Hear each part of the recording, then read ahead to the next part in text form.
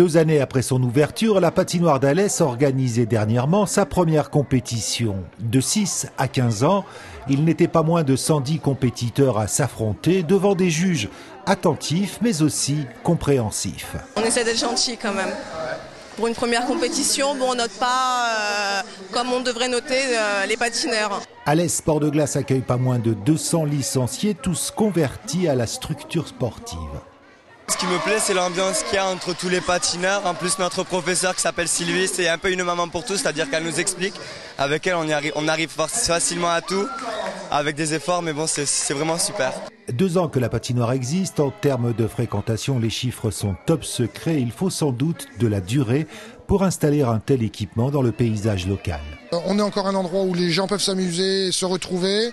On essaie de construire auprès de nos animations toutes hebdomadaires. On a une équipe qui est compétente, professionnelle. On a un public qui est réceptif. On passe tous les moments, les meilleurs et les plus difficiles. L'espoir est devant nous. Pour autant, on ne peut pas dire que la patinoire d'Alès n'essaie pas de se montrer à la hauteur. Pour encore mieux se faire connaître, elle organise nombre de soirées, une trentaine chaque saison. Quand il y a des soirées, les gens s'amusent, vraiment. Venez voir, vraiment. C'est marrant, il y a une équipe des gens viennent avec leur propre lumière, lampe de poche, leur sifflet, c'est vraiment la fête, la teuf comme on dit. On pourra en juger à la mi-mai avec le gala du club Alès Sport de Glace. La seule patinoire du Gard ferme ses portes à la fin de ce mois.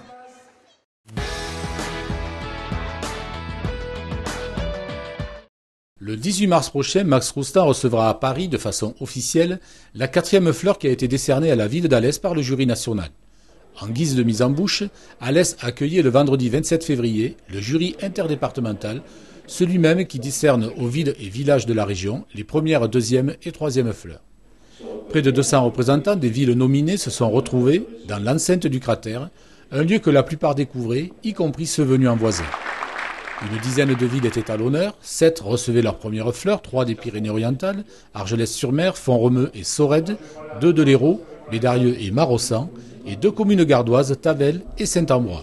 Le Barcarès recevait sa 2e fleur et 7 sa 3e fleur. Mais cette journée cévenole fut surtout l'occasion pour les différents orateurs d'inciter les communes à poursuivre leurs efforts d'embellissement tout en menant une politique de développement durable. Pour Lucien Aforti, président du comité départemental du tourisme, qui n'a de cesse de rappeler que le tourisme est le premier PIB du Gard, cette démarche est incontournable. Quant à Bernard Pical, vice-président du Conseil national des villes fleuries, il a incité toutes les villes à suivre l'exemple d'Alès, celui d'une ville qui a su se mobiliser pour changer son image et s'inscrire dans une perspective d'avenir.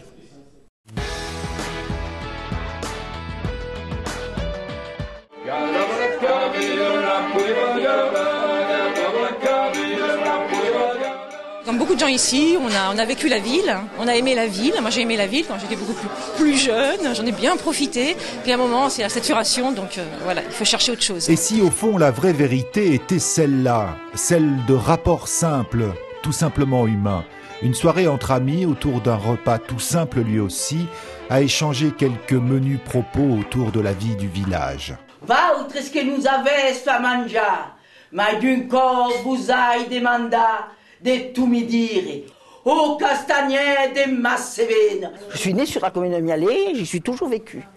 Je suis né à Loultre. Loultre n'est autre que ma maison, où je naquis pendant la guerre, de parents pauvres mais travailleurs, la sueur étant leur salaire. Cette veillée cévenole organisée à Mialet a été l'occasion de rencontrer une native indéfectiblement attachée à sa terre, sorte de mémoire vivante qui consigne jour après jour ses mots en vers ou en prose, 435 textes tout simples sur plus de 1000 pages. On ne fait jamais une veillée en premier quartier de lune. Les gens allaient d'une maison à l'autre, ils travaillaient, ils marchaient la nuit. Avec peu de misère, on avait le pétrole, une lampe à tempête, tout ça. Il fallait quand même qu'on la tienne éteinte. Et on marchait à la lune, au clair de lune. Un jour comme aujourd'hui, il n'y a pas de clair de lune. Chez Mialet a ouvert depuis janvier un nouveau lieu, une épicerie de dépannage, de la vente de produits locaux en bio ou une buvette, une façon de tisser un lien dans un village de 600 âmes. Une manière de participer au développement et au redéveloppement peut-être de l'activité donc économique et qui est effectivement un lieu un petit peu un lieu de partage, un lieu de vie. C'est surtout pour cela qu'on l'a créé, je crois. Outre de soutenir l'économie, un regain de vie dans le village, on y pratique aussi à partir de la mi-mai le soutien actif à l'agriculture locale, avec la réception chaque semaine d'une trentaine de paniers livrés par Jean-Michel Brest, agriculteur raisonné des Tavernes.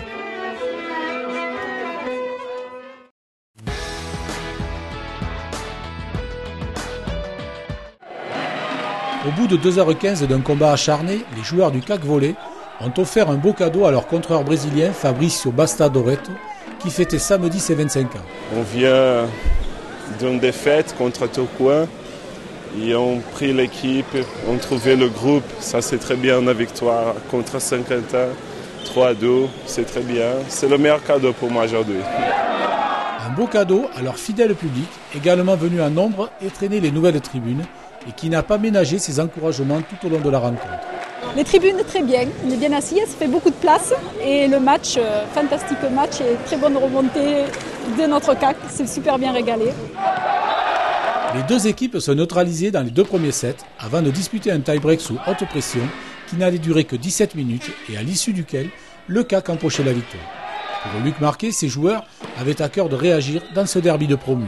C'était important pour nous. Moi, j'avais demandé aux joueurs d'être en réaction aujourd'hui. En réaction par rapport au match aller de Saint-Quentin.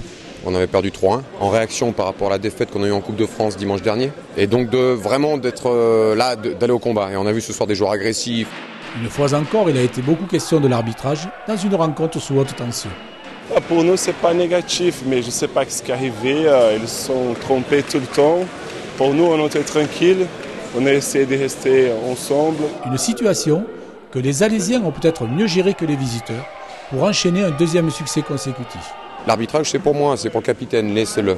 On est en difficulté, de suite, on se prépare au point suivant. On sait qu'on n'est pas bon quand on commence à prendre en compte l'arbitrage. Et l'arbitrage, je répète, ce soir, il fallait vraiment qu'ils tiennent les deux équipes, parce que c'était un vrai derby, c'était un derby de promu. Ça ressemble au derby que moi j'ai joué, ou que Wolfgang Cook a joué, ou que Ludek Czernusek ont joué quand on était à un Montpellier 7 ou à un Tours Poitiers. Il y avait vraiment cette ambiance-là ce soir. Donc c'est pour ça que c'était un match très très difficile à jouer. En attendant, un nouveau derby se dessine pour le CAC Alès avec la venue ce samedi 7 mars à Clavières de Montpellier, actuellement 9e au classement à 5 points d'Alès.